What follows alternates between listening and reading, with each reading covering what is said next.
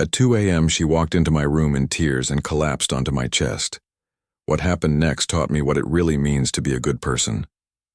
Moving to a new city is never easy, but I thought I had it all figured out.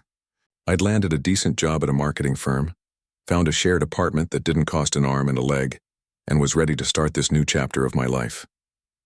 The apartment was one of those old converted buildings with high ceilings and creaky wooden floors. 5 bedrooms, shared kitchen and living room, and a bathroom situation that required a detailed schedule just to avoid morning traffic jams. I took the smallest room at the end of the hallway. It wasn't much to look at. Just enough space for a bed, a small desk, and a narrow closet.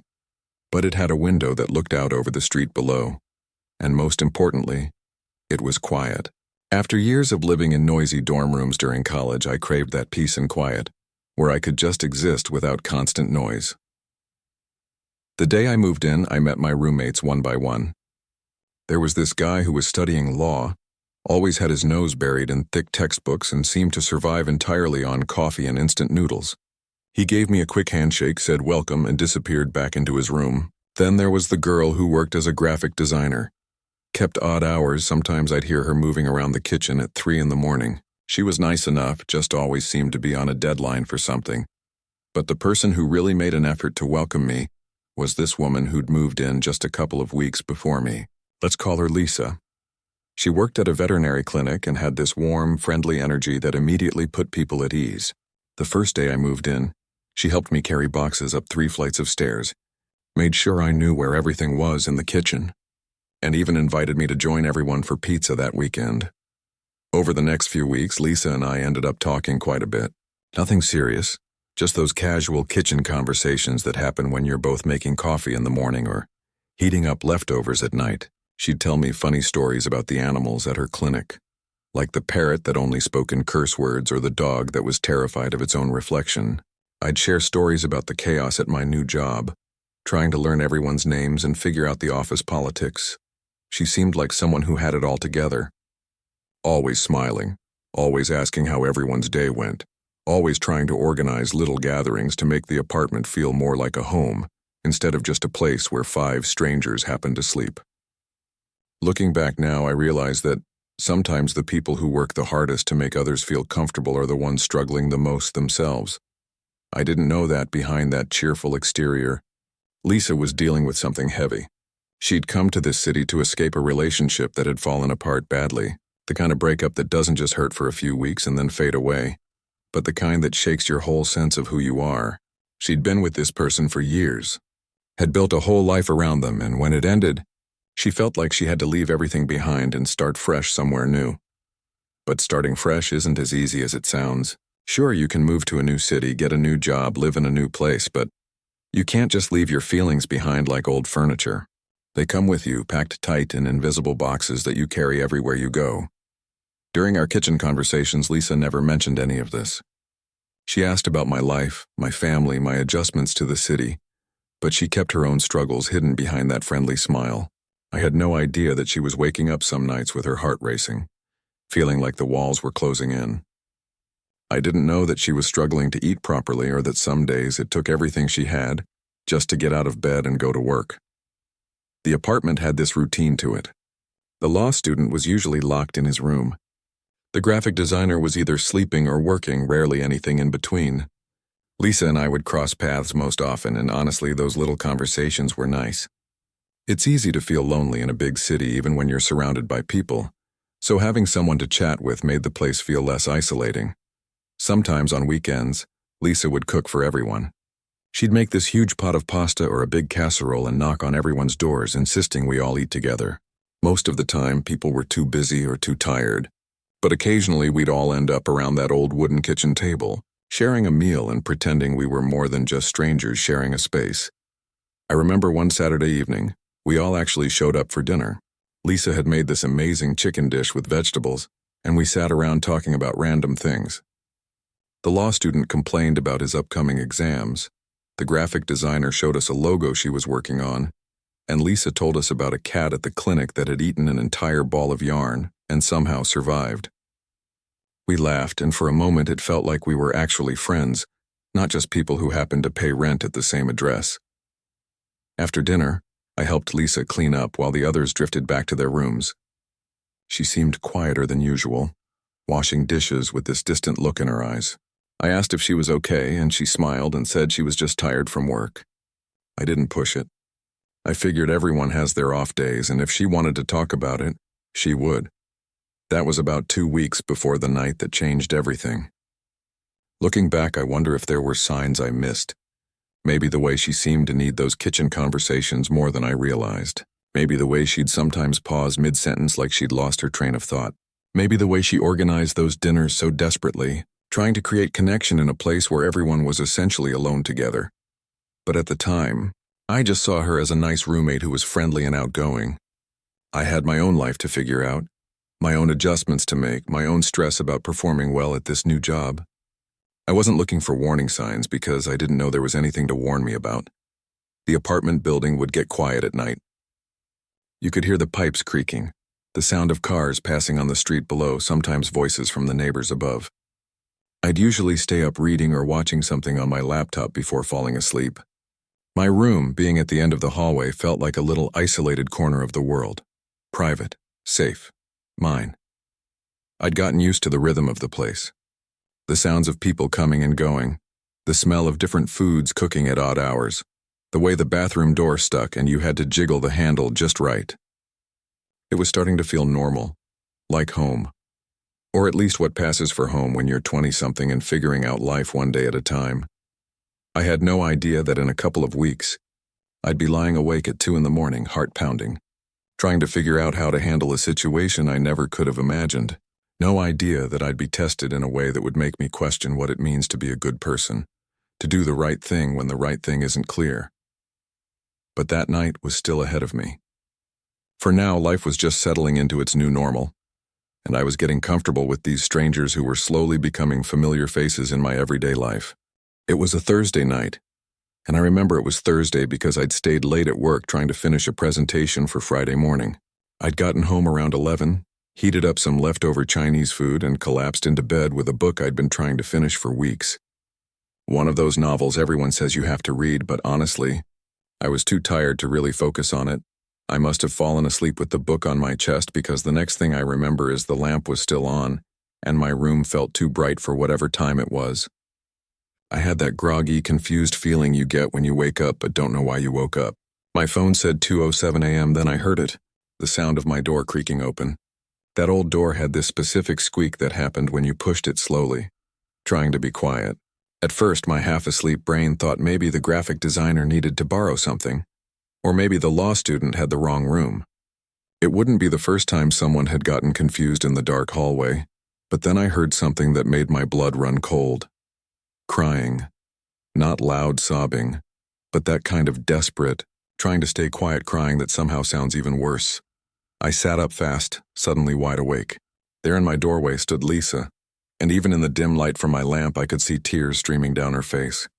She was wearing a bathrobe over what looked like pajamas, and she was shaking, not from cold but from whatever was happening inside her head.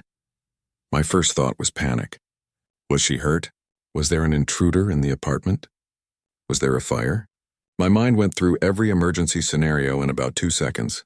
"Lisa," I said, my voice coming out rougher than I intended. "What's wrong? What happened?" She didn't answer right away. Just stood there in the doorway, one hand on the frame like she needed it to hold herself up, tears just pouring down her face. I threw off my covers and got out of bed, now fully alert and worried something terrible had happened. "Lisa, talk to me. Are you okay? Are you hurt? Do I need to call someone?" She shook her head but still didn't speak. The crying got harder, and I could see her whole body shaking with it. I've never been great with crying people. I never know what to say, what to do. Do you hug them? Do you give them space? Do you try to fix whatever's wrong or just listen? I grabbed the box of tissues from my desk and held them out to her. "Here, come on, sit down. Tell me what's going on," but she didn't sit. Instead, she took a step into my room, and that's when things got strange in a way I still don't fully know how to explain. Through her tears, she managed to say something. Her voice was so quiet I almost didn't hear it. I can't be alone right now. I can't breathe. Everything feels wrong and I needed to know someone was real. I stood there holding the tissue box like an idiot trying to understand what she meant. Okay, that's okay, I said, trying to sound calm even though my heart was racing. Do you want me to wake up the others? Or call someone for you? A friend, family? She shook her head again, more desperately this time. No, please don't, I just need… I don't know what I need. That's when it happened. The thing that would replay in my mind for months afterward, making me question every detail, every second, every choice I made. Lisa's hands went to the belt of her robe. In one quick motion, she untied it and let the robe drop to the floor. Underneath, she was wearing a tank top and shorts. Normal pajamas, but in that moment, in the dark, with my brain still half fogged with sleep, my heart jumped into my throat. Before I could say anything, before I could process what was happening, she walked toward my bed. Not slowly, not with any kind of intention beyond desperation. She moved like someone who was drowning and had just spotted something to hold on to. She lay down on my bed and curled against me, her arms wrapping around my waist, her face pressing into my chest, and she just broke down completely. The crying turned into full sobs, the kind that shake your whole body. I could feel her tears soaking through my t-shirt, her hands gripping the fabric like she was afraid she'd float away if she let go. I stood there frozen, completely frozen. Every alarm bell in my head was ringing at full volume. This was my roommate, someone I barely knew, someone who was clearly in a really bad place mentally, someone who had just crossed about 100 boundaries in the space of 30 seconds. My hands were up in the air like I was being held at gunpoint. I didn't know where to put them. I didn't know what to do. Part of me wanted to provide comfort because clearly she was in serious distress. But another part of me, the part that understood how wrong the situation was, that part was screaming at me to do something, say something, fix this somehow. She was crying so hard she could barely breathe. I could feel each sob, feel her whole body shuddering against me. And mixed with my confusion and panic was this genuine concern. Whatever was happening in her head right now was serious.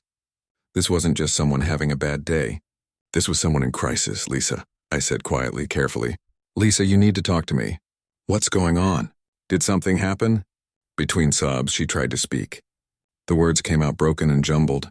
Something about being alone, about not being able to breathe, about feeling like she was disappearing, about everything being too much. It wasn't making complete sense, but I got enough to understand that she was having some kind of panic attack or breakdown.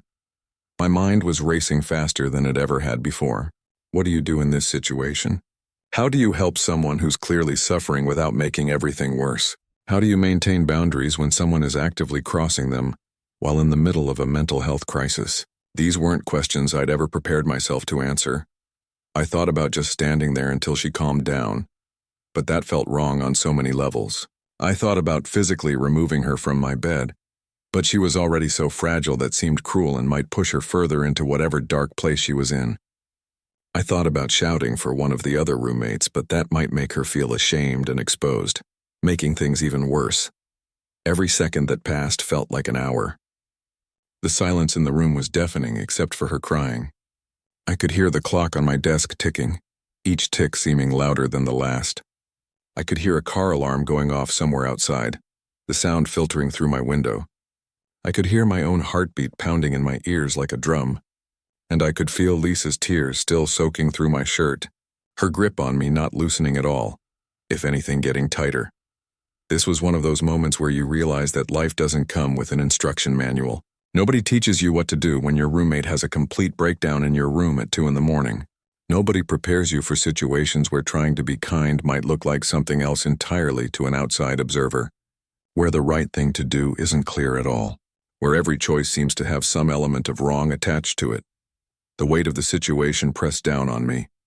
I was acutely aware that how I handled the next few minutes could affect both of our lives in ways I couldn't predict. One wrong move, one wrong word, and this could become something it wasn't.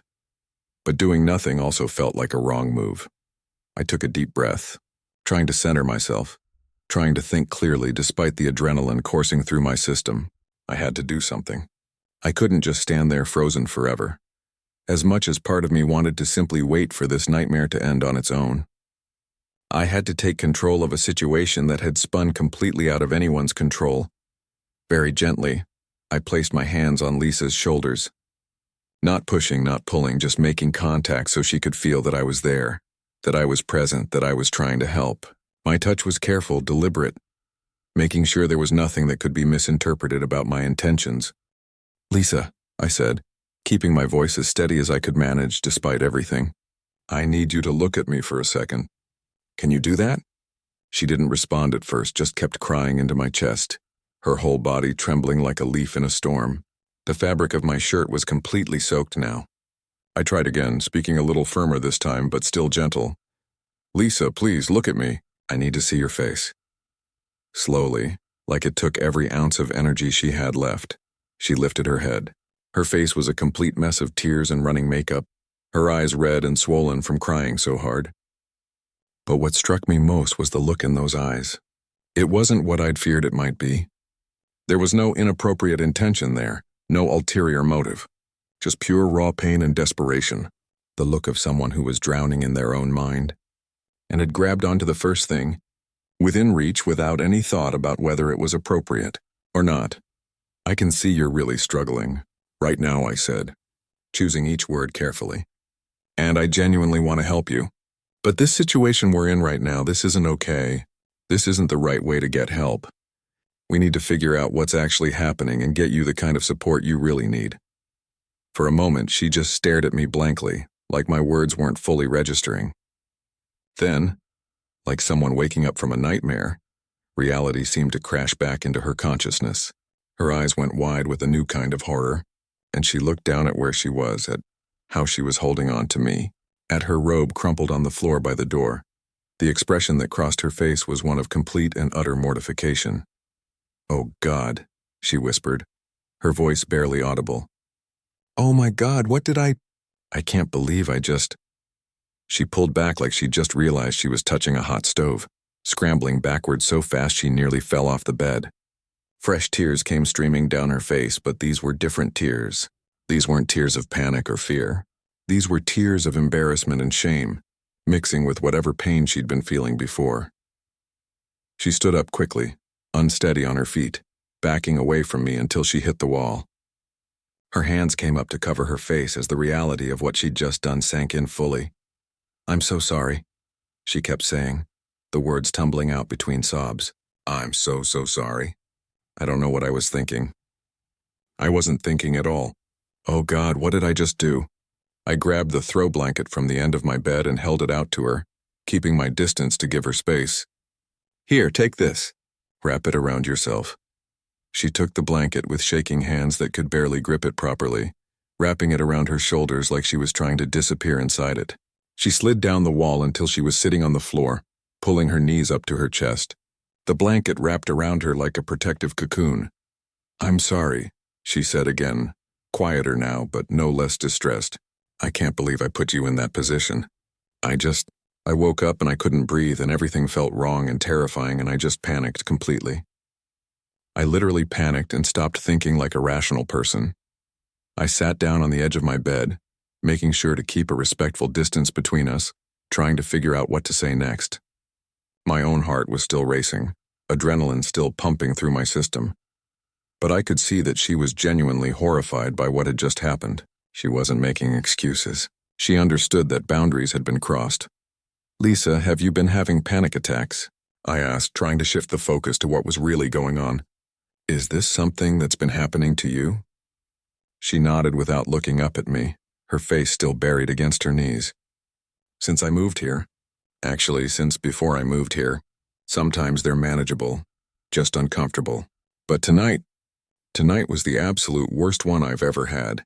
I woke up from this terrible nightmare and my chest hurt and I couldn't catch my breath and I felt like I was actually dying, like truly, genuinely dying." "How long has this been going on?" I asked gently. "Months," she admitted, her voice muffled. "It started before I even got to this city. It started when my relationship ended, and then, like a dam breaking, it all came pouring out, not in any organized or coherent way, but in fragments and broken pieces. The way painful truth comes out when you've been holding it inside for far too long and it finally forces its way out." She told me about the relationship that had completely fallen apart, about how she'd thought she was going to spend her entire life with this person, about how they'd made all these plans together. When it ended suddenly and badly, It felt like her whole identity had been ripped away, like she didn't know who she was anymore without that relationship defining her. She told me about coming to this city thinking that a fresh start would magically fix everything that was broken inside her, only to discover that you can't outrun what's happening in your own head. The problems just pack themselves up and come along with you to the new place. She told me about lying awake at night feeling her heart race for no reason, about days when she could barely force herself to eat anything, about how exhausting it was to put on a happy face every single day and pretend everything was fine when internally she felt like she was slowly falling apart piece by piece. I've been trying so hard to hold myself together, she said, her voice barely rising above a whisper. I thought if I just kept myself busy enough, if I kept being social and friendly, if I kept acting like a normal person, eventually I'd actually start feeling normal again. But it's been getting worse instead of better. And tonight it all just exploded. I sat there and listened, really listened as she talked, and as the words poured out of her, I started to understand so much more. That cheerful, friendly energy that had seemed so natural and genuine. Those constant efforts to bring everyone together for meals and gatherings. The way she always asked about everyone else's lives but carefully avoided talking about her own. It all made perfect sense now. She'd been performing a role, trying desperately to convince herself as much as everyone else that she was doing okay. Have you talked to anyone professional about what you've been going through? I asked when she finally paused. Like a doctor or a therapist or counselor? She shook her head, still not meeting my eyes. I kept telling myself I could handle it on my own, that I just needed more time. And honestly, I was embarrassed about it. I'm a grown adult. I should be able to deal with a relationship ending without completely falling apart like this, right? People go through breakups all the time and they don't turn into a mess like me. That's not how mental health actually works, though, I said carefully. A serious relationship ending, especially one where you'd built your whole life around it, that's real trauma. And trauma doesn't just disappear because you think you should be over it by now or because you moved to a new place. She finally looked up at me then, and I could see the question forming in her eyes before she even asked it. Why didn't you? She started, then stopped herself. Started again. I put you in such a terrible position just now, and you could have taken advantage of that and could have what exactly?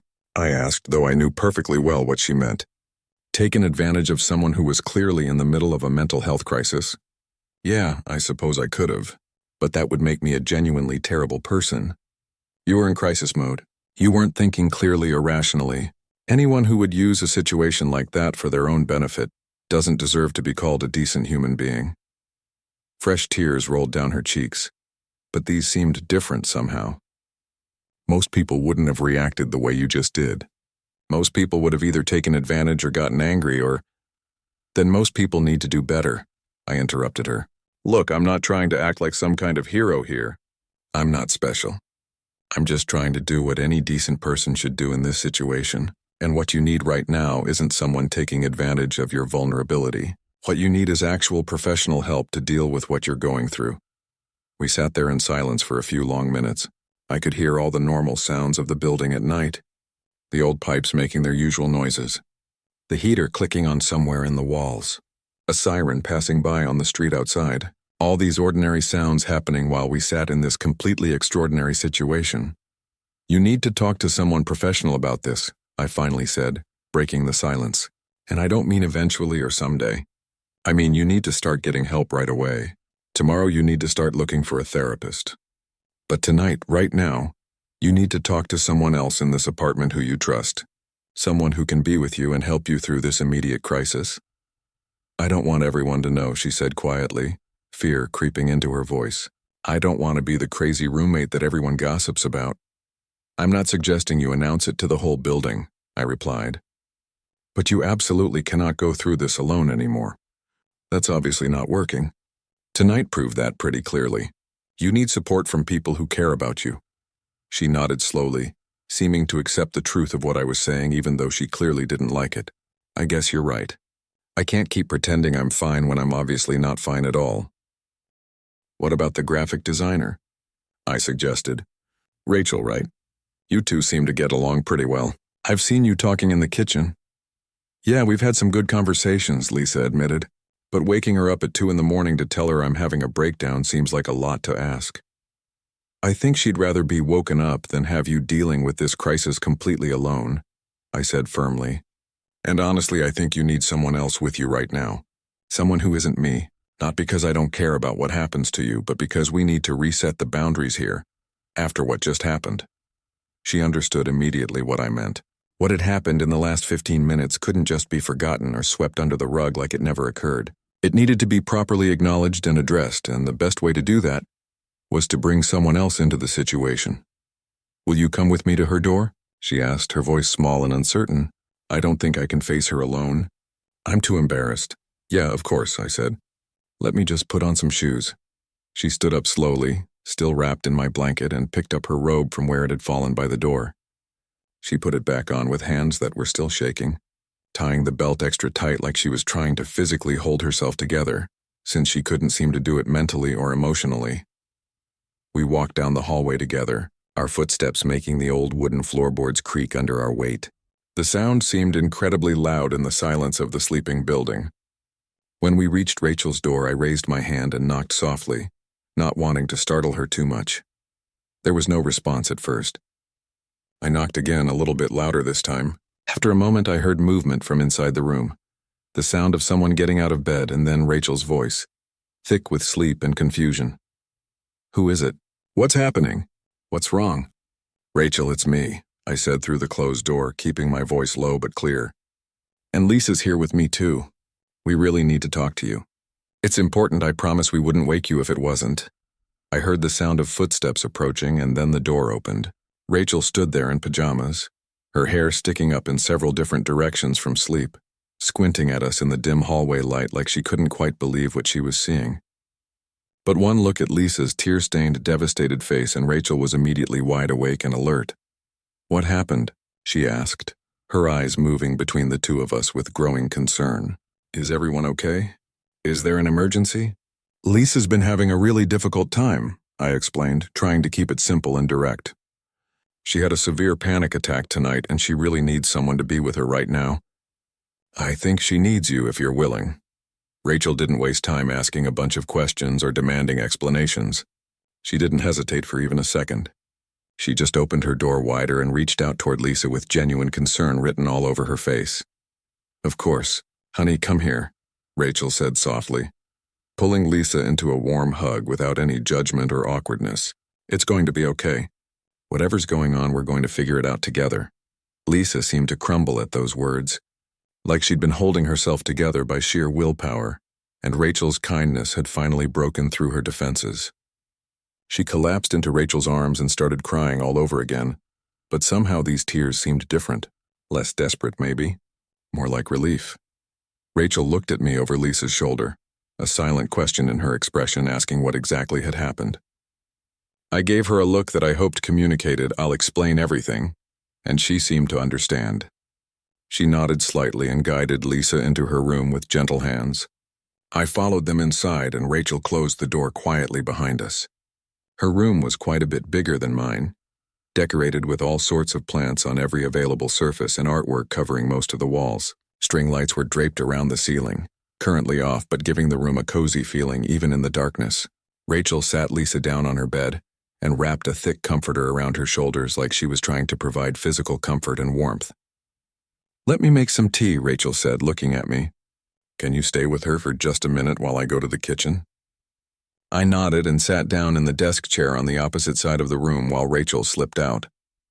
Lisa had stopped crying now, just sitting there wrapped in the comforter looking completely exhausted and emotionally drained.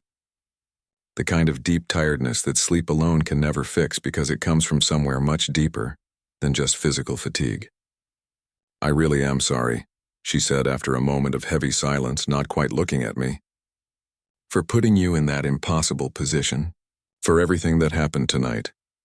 I know you are, I said simply, and I understand that you weren't in your right mind. But Lisa, what happened tonight can't ever happen again. You see that, right? You understand why? She nodded, her movements slow and tired. I know. I absolutely know it was completely inappropriate and wrong. When you're in the middle of a panic attack, though, your brain just completely stops working normally. You just grab desperately onto whatever feels like it might help you survive the next minute. And you don't think at all about consequences or boundaries or anything beyond just trying to breathe. And that's exactly why you need professional help, I said gently but firmly. Not because there's something fundamentally wrong with you as a person, or because you're broken somehow, but because your brain is trying to deal with serious trauma, and it needs proper support and tools to heal correctly. Rachel came back carrying 3 steaming mugs of chamomile tea, balanced carefully in her hands. She handed them out to each of us and then settled onto the bed next to Lisa, close enough to provide comfort but giving her some space too. Okay, Rachel said in that gentle but no-nonsense voice. Does someone want to tell me exactly what's been going on? I looked at Lisa, silently offering her the choice of whether she wanted to explain everything herself or if she wanted me to do it. She took a shaky breath, wrapped her hands around the warm mug like it was anchoring her to reality, and started talking. She told Rachel everything she'd told me earlier, about the panic attacks that had been plaguing her for months, about the relationship that had ended and shattered her sense of self, about struggling alone in silence while pretending to everyone that she was perfectly fine. And then, with her voice shaking from embarrassment and shame, she told Rachel about coming to my room in the middle of her crisis. To Rachel's immense credit, she didn't gasp dramatically or judge or make Lisa feel any worse than she already obviously felt. She just sat there listening carefully, nodding occasionally to show she was following along, her hand resting supportively on Lisa's shoulder the entire time. When Lisa finally finished explaining everything, Rachel was quiet for a long moment, clearly processing all the information she'd just received. Then she spoke, and her voice managed to be both kind and firm at the same time. First thing tomorrow morning, we're finding you a therapist, Rachel said with determination. I don't care if we have to call 50 different places. We're getting you professional help. This clearly isn't something you can just push through or ignore anymore. I wouldn't even know where to start looking, Lisa admitted, sounding overwhelmed at just the thought of it. That's what Google is for, Rachel said practically. We'll figure it out step by step together. And in the meantime, going forward from tonight, you need to understand that you're not alone in this apartment. I know we all kind of keep to ourselves usually and do our own thing, but that doesn't mean we don't care about each other, or that you have to suffer in silence.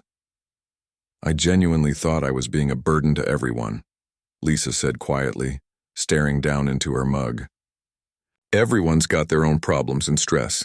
I didn't want to pile mine on top of everything else people are already dealing with. That's not how life works, though, I interjected. Yeah, everyone has their own stuff they're working through and dealing with. But that doesn't mean your struggles don't matter, or that you should just suffer alone because you don't want to inconvenience anyone. We sat there together for quite a while, slowly sipping the warm tea and just talking. Rachel asked Lisa thoughtful questions about her panic attacks, what seemed to trigger them, what made them worse, what helped even a little bit when they happened. Lisa tried her best to explain that sometimes. Lisa, have you been having panic attacks? I asked. She nodded, not looking at me, just staring at the floor. Since I moved here. Sometimes they're not too bad, but tonight was the worst one yet. I woke up and I couldn't breathe and I felt like I was dying and I panicked. I literally panicked. How long has this been going on? Months, she admitted quietly. Since before I moved here. Since the breakup. And then it all came pouring out. Not in any organized way, but in fragments and pieces. The way truth comes out when you've been holding it in for too long. She told me about the relationship that had fallen apart. About how she'd thought she was going to marry this person. About how when it ended, it felt like her whole identity disappeared with it. She told me about moving to this city thinking a fresh start would fix everything, only to find that you can't outrun your own head. She told me about the nights she'd lie awake feeling her heart race, about the days she could barely eat, about how exhausting it was to pretend everything was fine when she felt like she was falling apart. I've been trying to hold it together, she said, her voice barely above a whisper. I thought if I just kept busy, kept being social, kept acting normal, eventually I'd start feeling normal again. But it's been getting worse, not better. I listened, and as she talked, I understood. That cheerful energy that had seemed so genuine. Those efforts to bring everyone together. The way she always asked about everyone else but never talked about herself. It all made sense now. She'd been performing, trying to convince herself as much as anyone else that she was okay. Have you talked to anyone about this? I asked. A doctor? A therapist? She shook her head. I kept thinking I could handle it on my own. And I was embarrassed. Like, I'm a grown woman, I should be able to deal with a breakup without falling apart, right? That's not how mental health works, I said. A breakup, especially a serious one, that's trauma. And trauma doesn't just go away because you think you should be over it. She looked up at me then, and I could see the question in her eyes before she asked it. Why didn't you? She started, then stopped. I mean, I put you in a terrible position and you could have what? I asked, though I knew what she meant. Taken advantage of the situation? Yeah, I could have, but that would have made me a terrible person. You were in crisis. You weren't thinking clearly. Anyone who would use that situation for their own benefit doesn't deserve to be called a decent human being. She started crying again, but softer this time. Most guys wouldn't have done what you just did. Most guys would have. Then most guys need to be better, I interrupted. Look, I'm not trying to be a hero here. I'm just trying to do the right thing. And the right thing is to make sure you're okay and get you actual help. We sat there for a few minutes in silence.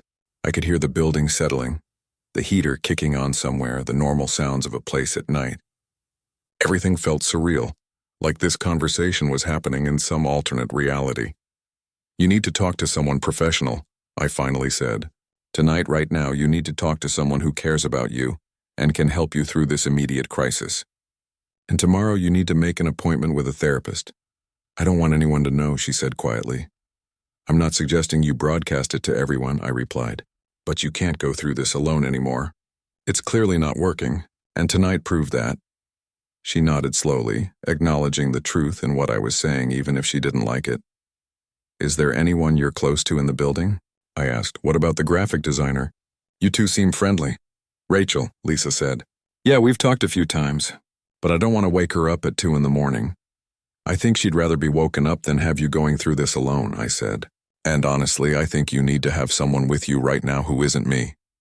Not because I don't care, but because we need to reset the boundaries here. She understood what I meant.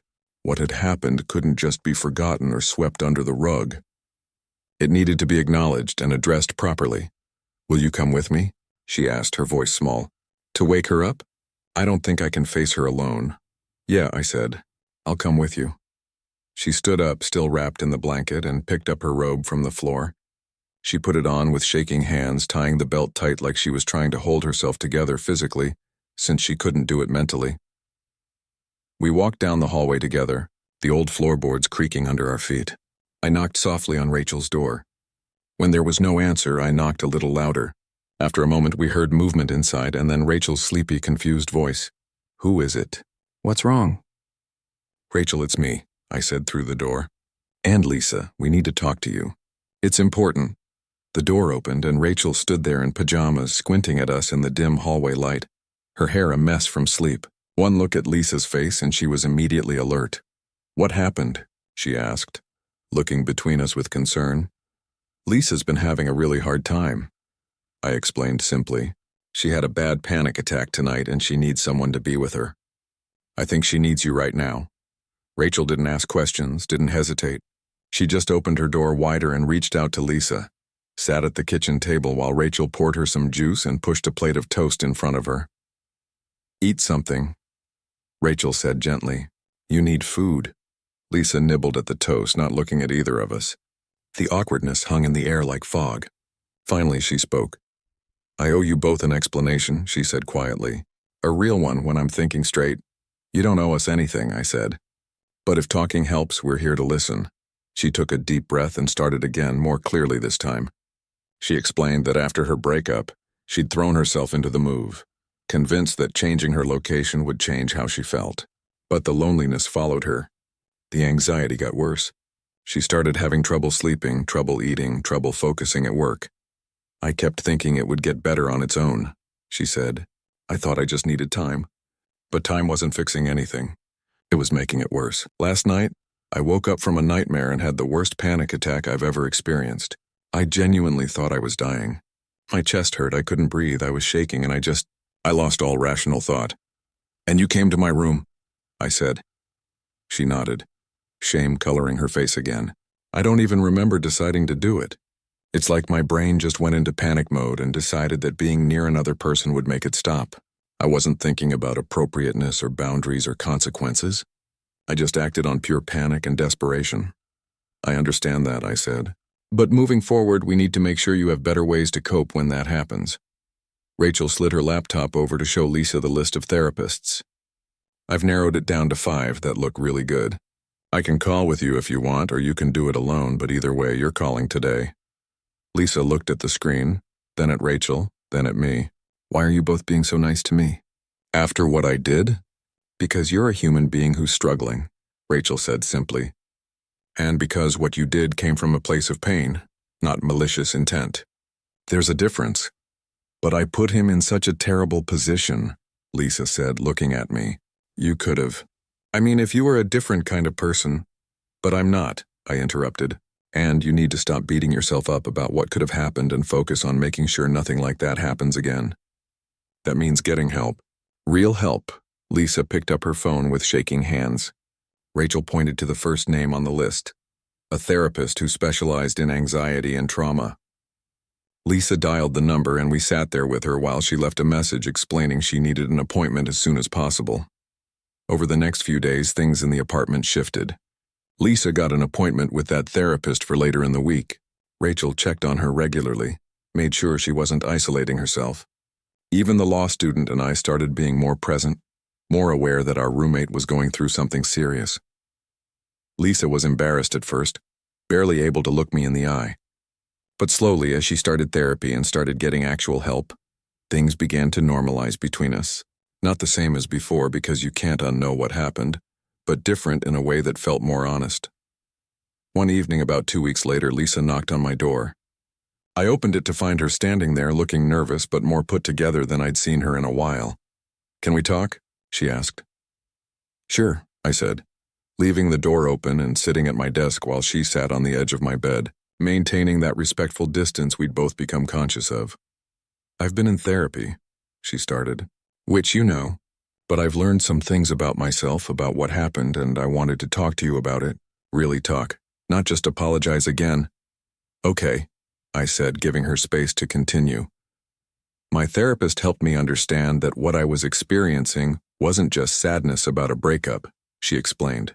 It was a full mental health crisis. The panic attacks, the inability to cope with being alone, the way I acted that night, those were all symptoms of something bigger that I wasn't addressing. She paused, gathering her thoughts.